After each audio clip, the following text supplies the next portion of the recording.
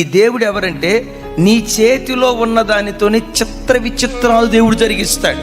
అందుకని నేను ఎప్పుడు చెప్తా కదా, నీ చేతిలో ఉన్న చేతి పనిని ఎప్పుడు చులకనగా ఎంచొద్దు. ఒకవేళ వెల్డింగ్ పని చేస్తున్నావా, ప్రైజ్ గాడ్.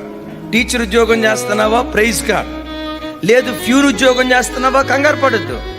అందరూ చదివినట్లుగా సాఫ్ట్వేర్ చదవకపోవచ్చు, బిఎస్సీ చదివేవా, నీ చేతిలో ఏ సర్టిఫికెట్ ఉందో నమ్ము.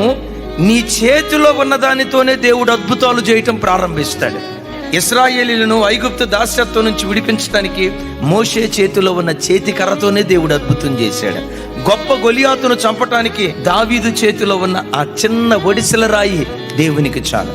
తమ్ముడు, నా చేతులెత్తి నిన్ను దీవిస్తున్నా. నీ చేతిలో ఏ ఉద్యోగం ఉందో, నీ చేతిలో ఏ వ్యాపారం ఉందో, నీ చేతిలో ఏ చదువు ఉందో, నీ చేతిలో ఏ సర్టిఫికెట్ ఉందో, దానితోనే నా దేవుడు నిన్ను ఆశీర్వదించును గాక.